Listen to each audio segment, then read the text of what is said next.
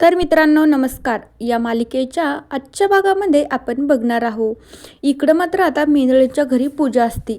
तर सावली, तारा आणि ती ऐश्वर्या, अमृता मात्र पूजा मांडण्यासाठी तिथं बसलेली असतात. आता फक्त ऐश्वर्या फक्त मोबाईल बघत यांचं काय चालू आहे ते बघत बसलेली राहते. तेवढ्या वेळात बबलू मात्र पूजाचं सगळं काही साहित्य घेऊन येतो. त्यावेळी मग बबलू म्हणू लागतो की सावली वहिनी बघ ना, मी किती छान सामान आणलं आहे, बघ ना गं मूर्ती. त्यावेळी सावली सगळं काही सामान बघती. सावली विचारू लागती की बबलू दादा आता तुमचं ठीक आहे ना, काही दुखत बिखत तर नाही ना. त्यावेळी बबलू म्हणतो आता तर ठीक आहे, बघूया नंतर काय होतंय.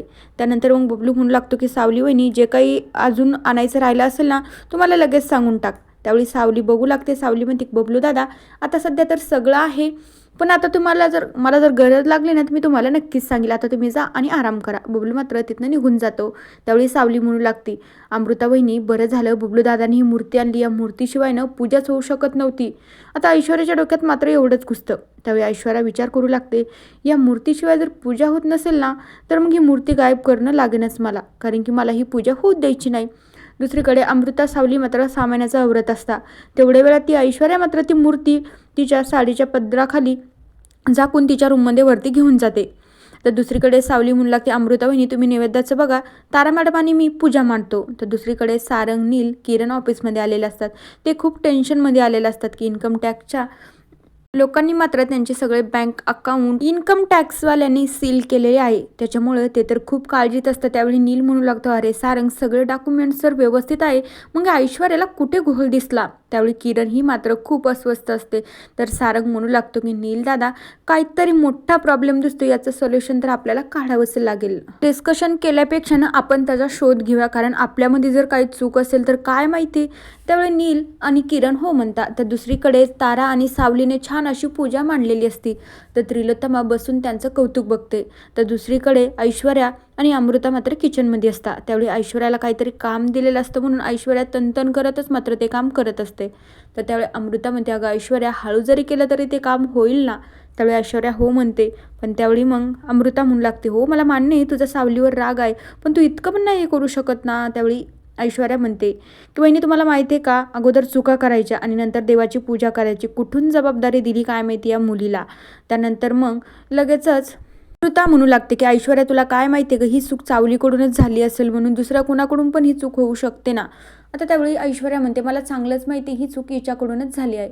आता त्यावेळी अमृता म्हणते की काय तुला इतकं कसं कन्फर्म माहिती आहे की ही चूक सावलीकडूनच झाली आहे. पण त्यावेळी त्या ऐश्वर्या विचार करते म्हणू लागते वहिनी कसं आहे ना, कारण की मी पण कंपनीमध्ये काम केलेले म्हणून मला माहिती आहे की ह्या मुलीकडूनच नक्कीच काहीतरी चूक झालेली असेल म्हणून. आता त्यावेळी थोडक्यात तर ऐश्वर्या तिथं वाचते. तर दुसरीकडे सारंग सगळीकडे फोन लावू चेक करत असतो की कुठं आपल्या कंपनीच्या अकाउंटमध्ये काही चुका आहेत का. किरण आणि नील पण मात्र कामाला लागलेले असतात. दुसरीकडे तारा सावलीला म्हणू लागते का गं सावली आता कितीक राहिली पूजा. आता त्यावेळी सावली म्हणली आता फक्त महालक्ष्मीची मूर्ती मांडली की पूजा सगळी काही मांडणं झाली आहे, नंतर पूजा करून घेऊया. त्यानंतर मग सावली लक्ष्मीची मूर्ती आणण्यासाठी जाते. तर तोपर्यंत ती ऐश्वर्याने तर मूर्ती घेऊन गेलेली असते. त्यावेळी सावली काळजीत पडते इथं तर मूर्त नाही, मग मूर्ती कुठे गेली असेल, आपण तर इथंच बसलेलो आहोत. आता त्यावेळी त्रिलोत्तमा म्हणू लागते ही मूर्ती कुणी आणली होती. त्यावेळी सावली सांगू लागते बबलू दादाने आणली होती आणि माझ्या देखत त्यांनी तिथं ठेवली आहे ना, मी एकदा परत जाऊन बघून येते. आता त्यावेळी सावली म्हणू लागते बापरे ही मूर्ती इथं नाहीच आहे, आता मूर्ती कुठं गेली असेल, या मूर्तीबिना ना पूजा होणं शक्यच नाही. त्यावेळी त्रिलोत्तमा पण काळजीत पडते. तर दुसरीकडे सारंगनं मात्र सगळं काही चेक करून बघितलेलं असतं. सारंग म्हणू लागतो आपल्या अकाउंट्समध्ये तर काहीच घोळ नाही, मग ह्या माणसांना कुठूनच घोळ दिसला असेल. नील तर मात्र खूप थकून जातो.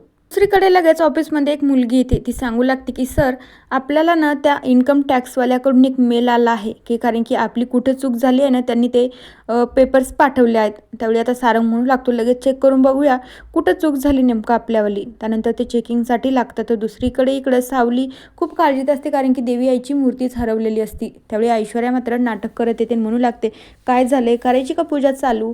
पण त्यावेळी आता तारा म्हणू लागते हो वहिनी सगळं काही झालं आहे, पण आता देवी आईची मूर्ती सापडत नाहीये. त्यावेळी ऐश्वर्या म्हणू लागते बापरे असं कसं होऊ शकतं, देवी आईच्या मूर्तीशिवाय तर पूजा होणं शक्यच नाही ना. कदाचित देवीच्याच मनात नाही वाटतं ही पूजा व्हावं म्हणून. ऐश्वर्याचं मात्र आता वेडवाकडं बोलणं सावलीला तर अजिबात आवडत नसतं. त्यावेळी सावली विचारू लागते मग आता ही मूर्ती कुठं गेली असेल, बाहेरून तर कोणी आलं नाही, आता घरातली घरातच मूर्ती कुठं जाऊ शकते. त्यावेळी तर ऐश्वर्या म्हणू लागते, काय गं, माझ्यावर संशय वगैरे घेऊ नको, पूजाची जबाबदारीनं तू घेतली होती, या घरामध्ये जबाबदारी पार पाडणारी फक्त एकमेव व्यक्ती म्हणजे तूच आहेस ना, मग आता शोध ती मूर्त नेमकं कुठे असेल, म्हणून कुठे ठेवलेली असेल. आणि मग त्यानंतर सावलीच्या असं लक्षात येतं की गणपती विसर्जनाच्या दिवशी या मात्र ऐश्वर्याने ती मूर्ती चोरली होती आणि सावलीच्या पेटीमध्ये आणून ठेवली होती. तर सावली मात्र ऐश्वर्याकडे रागाने बघू लागते. त्यावेळी ऐश्वर्या म्हणते, माझ्यावर संशय वगैरे घ्यायचा नाही बरं का, मी त्या मूर्तीला काहीच केलेलं नाही, मला काय माहिती, मी जस्ट आत्ता तुझ्या समोर मी इकडेच आले आहे. त्यावेळी आता सावली म्हणू लागते की ऐश्वर्या मॅडम, मी विसरलेली नाही आहे गणपती विसर्जनाच्या दिवशी काय झालं होतं म्हणून. आता हे दोघींचं बोलणं चालू असतं, पण तारा मात्र हे सगळं काही बघत असते.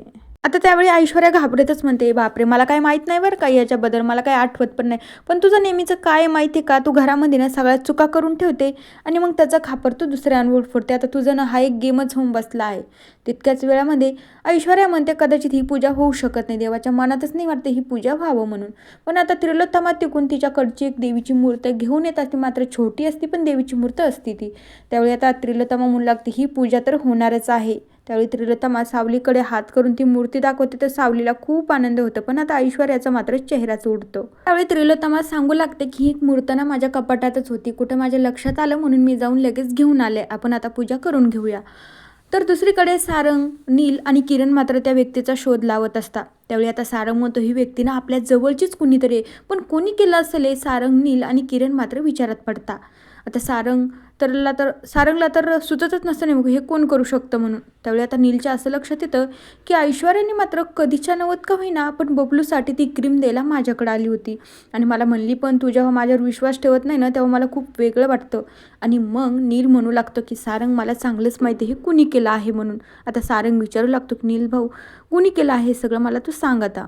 इकडे अमृता म्हणू लागते, खरंच पूजा खूप छान संपन्न झाली आहे बरं का, आता आपली ना पूजेचे आपल्याला फळ नक्कीच मिळेल. त्यावेळी सावली म्हणू लागते, नाही अमृता बहिणी, आपण जेव्हा 5 बायकांना हळदी कुंकू देऊन त्यांना जेवू घालू ना, तेव्हाच आपली पूजा संपन्न होईल. मी काय करते, संध्याकाळपर्यंत 5 बायकांना बोलवून घेते आणि त्यांना जेवू वगैरे घालूया आपण. त्यावेळी त्रिलोत्तमा पण हो म्हणते. आता ऐश्वर्या विचारत पडते, या मुलीला ना नीचा दाखवण्यासाठी माझ्याकडे अजून एक संधी आहे. आता जेव्हा सावलीने त्या बायकांना बोलवलेलं असतं, तोपर्यंत ऐश्वर्या बाहेर आलेली असती. त्या बायका येतात. ऐश्वर्या म्हणू लागते, काय तुम्ही कशासाठी आलाय, तुम्हाला सावलीनं बोलवलेलं आहे ना. पण त्या बायका म्हणू लागतात, मुळात तू बाहेर काय करतीस, मार्गशीर्ष महिन्यातला पहिला गुरुवार आहे, तू आतमध्ये असायला पाहिजे होतं ना. आता त्यावेळी ऐश्वर्या म्हणते, तुम्ही जर शाण्या असेल ना तर परत जा तुम्ही, कारण की ना आमच्या घरावरनं इन्कम टॅक्सचं ना आमचे बँक अकाउंट सगळे काही सील झाले आहेत. आमच्या घरामध्ये ना पहिल्याच गुरुवारच्या दिवशी विघ्न आलं आहे, मला असं वाटतं तुमच्यावर पण येऊ नये, म्हणून मी तुम्हाला सांगते. पण ते आता बायका विचारात पडतात. त्यावेळी ऐश्वर्या मात्र काहीचे काही सांगून मात्र त्या बायकांना परत पाठवून देते. त्यांना म्हणू लागते, आता ती मुलगी ना तुम्हाला पैसे मागेल, म्हणजे लक्ष्मी यायच्या दिवशी तुम्ही तुमची लक्ष्मी दुसऱ्याला देणार का. त्यावेळी त्या बायका विचारत पडतात, नाही नाही, आम्ही आमची लक्ष्मी कसं काय देऊ, आपण परत गेलेलेच बरं नाही. मात्र त्या आलेल्या ॲटोतच त्या बायका परत त्याच ॲटोमध्ये बसून रिटर्न जातात. आता त्यावेळी लगेच ऐश्वर्या म्हणतात, की सावली, आता तुझी पूजा कशी पूर्ण होते ना मी पण बघते. इकडं अमृता, तारा आणि सावलीनं मात्र त्यांची ओटी भरण्यासाठी ताटं वगैरे सगळं काही करून ठेवलेलं असतं. आता त्यावेळी त्रिलोत्तमा म्हणू लागते, हो आता छान तयारी झाली, आता फक्त त्या बायका आल्याने की मग झाले बाबा. त्यावेळी त्रिलोत्तमा म्हणू लागते, दिवस माळाच्या अगोदर त्यांची ओटी भरणं झाली पाहिजे. त्यावेळी सावली म्हणू लागते, हो सगळं काय व्यवस्थित होईल, त्या बायका आता येतीलच. त्यावेळी ऐश्वर्या बाहेरून येते. त्यावेळी मग अमृता म्हणते, ऐश्वर्या तू बाहेर काय करत होतीस. त्यावेळी ऐश्वर्या सांगते, आता मी तुळशीला पाणी घालायला गेले होते, आता कुणाचा विश्वास बसत नाही पण त्या मान्य करता. त्यावेळी ऐश्वर्या म्हणते, तुळस पण एक लक्ष्मीचंच रूप आहे ना, म्हणून मी तिकडे गेले होते. त्यावेळी आता ऐश्वर्या म्हणते, काय झालं सावली, त्या बायका नाही आल्यात का. त्यावेळी सावली म्हणू लागते, हो आम्ही पण त्यांचीच वाट बघतो, येतील त्या. त्यावेळी अमृता म्हणते, अगं सावली त्यांना कॉल करून बघ ना. मग जेव्हा सावली त्या तिघी बायकांना कॉल करते पण त्या फोनच उचलत नसता. सावली मात्र आता काळजीत पडते. त्यावेळी ऐश्वर्या हसू लागते. तर दुसरीकडे नील म्हणू लागतो, किरण मला सारंगशी थोड्या वेळ बोलायचं आहे, तू बाहेर जातेस का. त्यावेळी किरण मात्र बाहेर निघून जाते. नील सांगू लागतो की सारंग, मला ना ऐश्वर्यावर डाऊट आहे. त्यावेळी आता सारंग म्हणू लागतो, काय ऐश्वर्या वहिनी असं करेल, तू असं कसं म्हणू शकतो. त्यावेळी आता नील सांगू लागतो, मला ना ऐश्वर्यावर ना थोडा पण विश्वासच राहिला. मला ना त्या दिवशी तिचं वागणं वेगळं दिसलं, तिला कधी कुणाची काळजी वाटत नाही आणि तिनं अचानक बबलूसाठी क्रीम आणून दिली. पण आता माझ्याकडून एक मोठी चूक झाली, त्या दिवशी माझा लॅपटॉप ओपनच राहिला होता. आता त्यावेळी सारंगला समजून जातं. त्यावेळी नील म्हणू लागतो, तू, मी किंवा किरण, सावली करूच शकत नाही, कारण की आपल्यावर खूप विश्वास आहे, आपण हे करू शकत नाही. पण ऐश्वर्याच यामध्ये काहीच सांगतात नाही, तिचं ना वागणंच वेगळं आहे. त्यावेळी आता सारंगला माहीतच होतं की ऐश्वर्याने हे सगळं केलं आहे. त्यावेळी नील म्हणू लागतो की सारंग प्लीज सावलीला देखील सांगू नको, कुणालाच सांगू नको ऐश्वर्याने केलं आहे म्हणून. मला ना तिला एकदा लास्टची संधी द्यायची आहे. त्यावेळी सारंग हो म्हणतो. पण त्यावेळी आता नील खूप टेन्शनमध्ये आलेला असतो. नील म्हणू लागतो की मी आता ते पेपर देऊन टाकतो. त्यावेळी नीलला ते पेपर किरणला जिकडे पाठवायचे होते आणि तिकडे द्यायला सांगितले होते. त्यावेळी सारंगला कॉल येतो. ते पेपर मात्र सबमिट झालेले असतात. ते फक्त आता रिप्लायची वाट बघत असतात. दुसरीकडे सावली काळजीत पडलेली असते. त्या बायका काहून नाही आल्या. त्यावेळी अमृता म्हणू लागते अगं सावली परत एकदा फोन करून बघ ना.